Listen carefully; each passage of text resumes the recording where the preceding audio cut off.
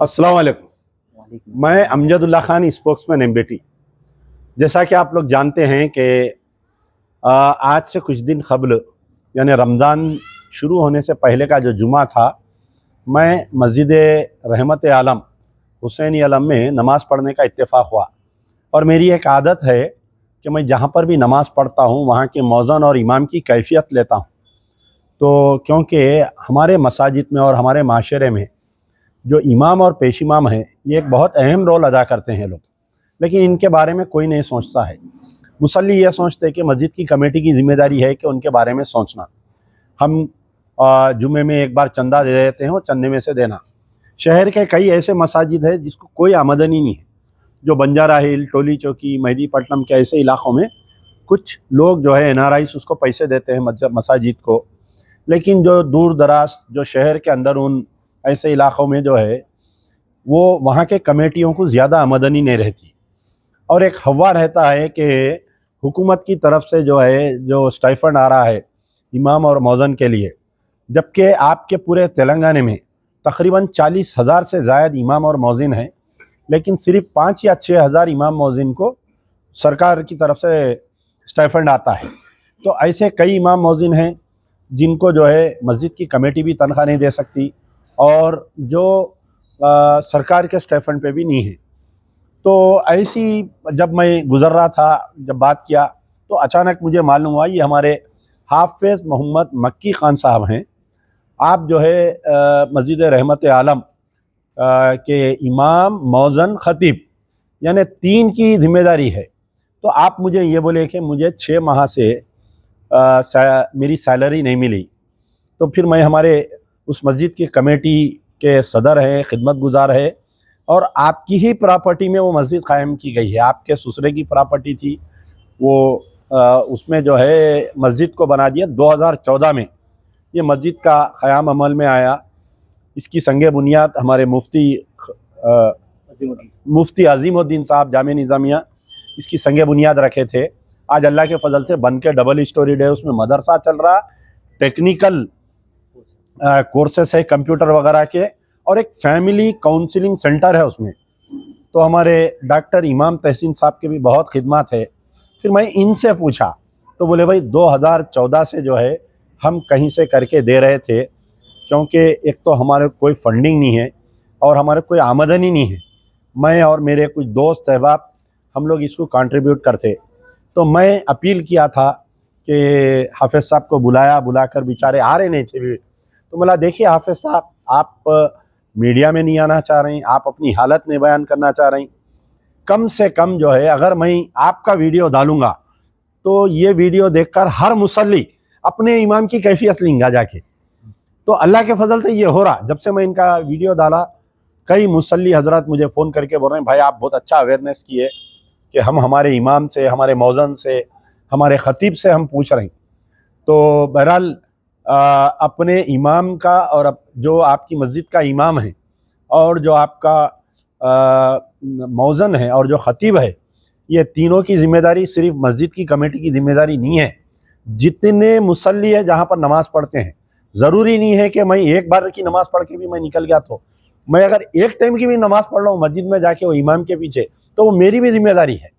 अब मैं यहाँ से सिकंदराबाद जा रहा हूँ, रास्ते में जो है अचानक नमाज का वक्त हो गया। मैं अगर फ़र्ज़ करिए बाग़ाम की मस्जिद में रुक के नमाज़ पढ़ा, मैं अगर वहाँ का इमाम अगर परेशान है तो मेरी ज़िम्मेदारी है कि मैं उसकी परेशानी को दूर करना। तो ये अपना माशरा ऐसा है, अपन एक दूसरे को पकड़ के चलने का वक्त है, क्योंकि ये इमाम, मौज़न, ख़तीब ही ये लोग जो है दे आर इस्लामिक सोल्जर्स है। ये लोग जो है इनकी वजह से इस्लाम ज़िंदा रहने वाला है। तो बहरहाल मैं एक आलिम फाजिल तो नहीं हूँ, लेकिन बहुत बड़ी तकरीर कर दिया, मैं उसके लिए माज़रत का हूँ। अगर इसमें कुछ गलती की हूँ क्या हूँ तो हमारे सैयद मुस्तफ़ा महमूद साहब हैं और हमारे यहाँ पर मौजूद है। आज इमाम साहब बेचारे फूल का हार वगैरह लेके आए, तो मैं हमारे इमाम साहब से गुजारिश करूँगा कि अगर आप इजाज़त दिए तो मैं हमारे सदर साहब की पहले गुलपोशी करूँगा, क्योंकि एक अपनी ज़ाती प्रॉपर्टी में मस्जिद बनाना और उसको चलाना एक बहुत बड़ी जंग है। ये अल्लाह आपको मुबारक करे, आपकी खिदमत को कबूल करे। और मेरे को और एक इजाज़त दीजिए कि मैं ये हार जो है, क्योंकि आप एक बोल्ड इंसान हैं, आप सामने आए, آپ کی مجبوری سنائیں اور آپ کا مسئلہ حل ہوا. آپ کا دیکھ کے اور کئی امام موزن میرے کو فون کر رہے ہیں کہ بھائی ہمارے بھی یہ پرابلم ہے, آپ دور کریے. تو you are the torch bearer, یعنی جنگ میں جو جھنڈا لے کے آگے بڑھتا گھوڑے پہ, پہلی گولی اس کو پڑتی. تو آپ آگے بڑھے ہیں, اس کے لیے میں آپ کی گلپوشی کرنا چاہ رہا ہوں. آپ اللہ کے لال ہے, آپ میرے لیے دعا کریے.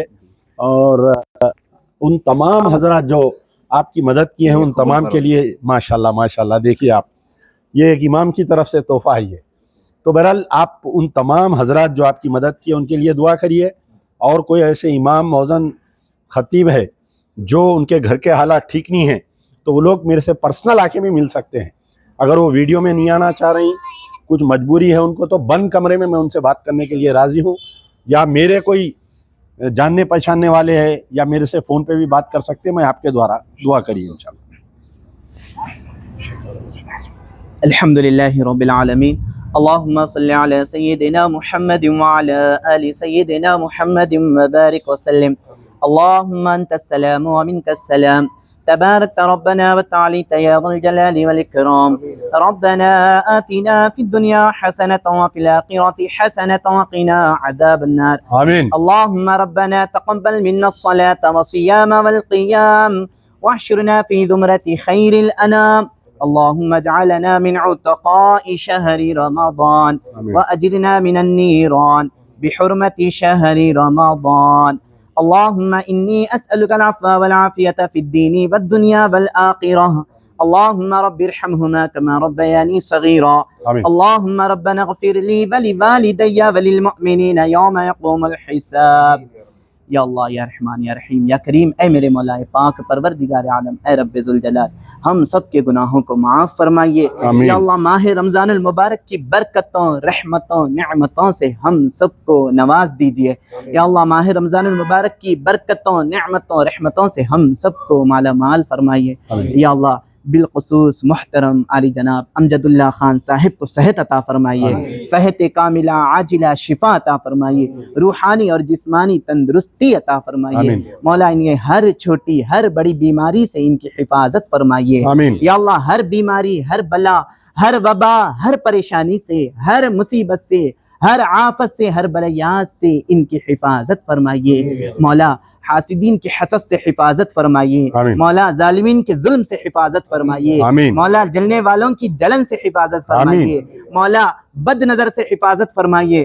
آپ اتنے اچھے اچھے کام کر رہے ہیں, اتنے اچھے اچھے خدمات ہیں, تو بد نظر سے بھی حفاظت فرمائیے, جادو ٹونا سے بھی حفاظت فرمائیے, آفت و بلیات سے بھی حفاظت فرمائیے, ہر قسم کی شرارتوں سے بھی حفاظت فرمائیے.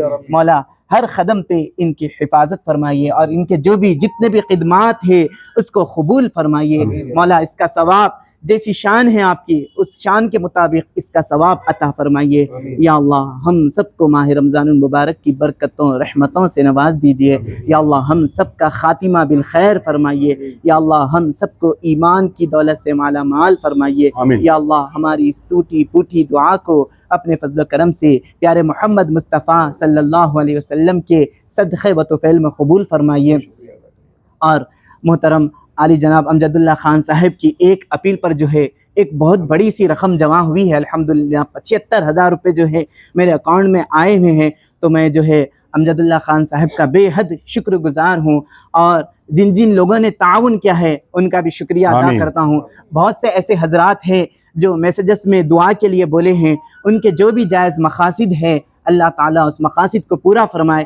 جن جن لوگوں نے تعاون کیا ہے ان کے کمائیوں میں خیر و برکتیں عطا فرمائیے, ان کے رزق میں کشادگی عطا فرمائیے. یا اللہ ہماری اس ٹوٹی پھوٹی دعا کو اپنے فضل و کرم سے قبول و مقبول فرمائیے.